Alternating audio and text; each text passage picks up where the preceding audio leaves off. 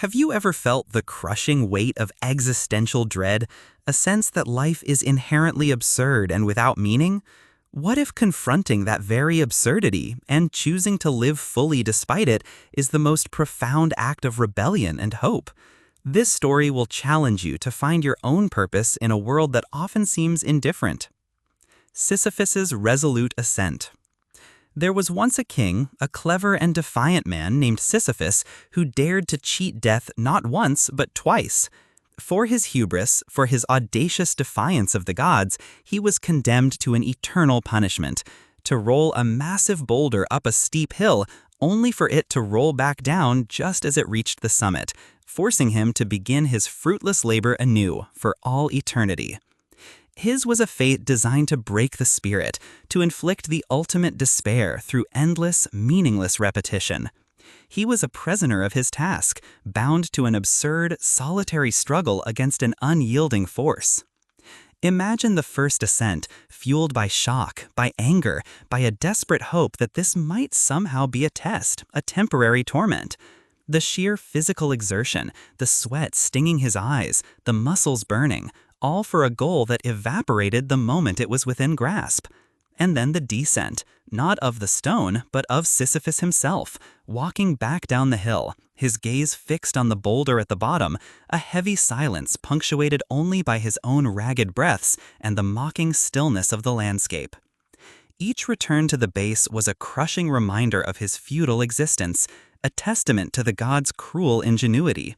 He could have screamed, could have wept, could have simply collapsed and given up. Many would have. But something in Sisyphus, a spark of his old defiance, refused to extinguish.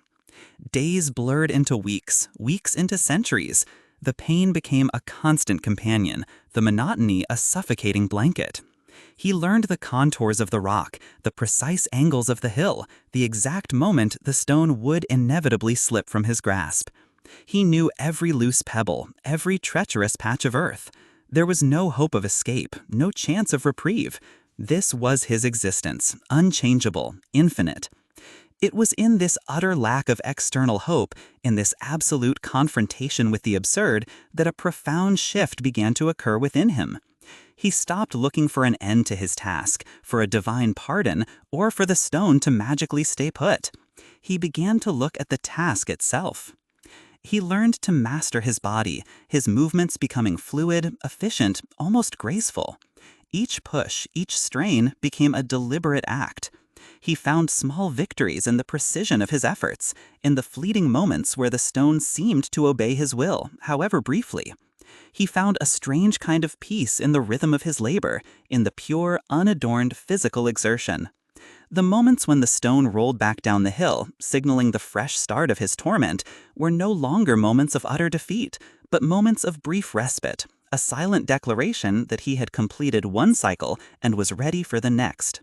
The descent itself, walking back down to meet his fate, transformed from a walk of despair into a walk of anticipation, a quiet preparation for the challenge anew. He came to understand that his punishment was not in the labor itself, but in the god's intention to crush his spirit through its meaninglessness.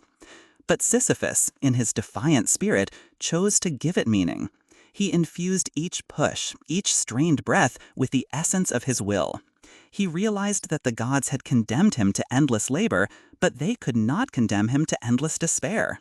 They could not control his inner world, his attitude towards his fate. He found his triumph not in conquering the hill, which was impossible, but in conquering his own mind, in refusing to surrender to the futility. Every single moment of his resolute ascent, every step back down, became an act of quiet rebellion, a testament to the unyielding power of human consciousness to find purpose even in the face of the absurd. He became the master of his suffering, not its victim. He found joy not in the destination, but in the journey itself, in the sheer act of pushing, of striving, of refusing to be broken.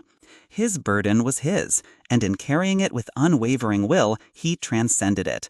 Sisyphus, the condemned, became the ultimate free man, eternally pushing his stone, eternally choosing to live, to strive, to ascend, transforming his punishment into a profound testament to the indomitable spirit.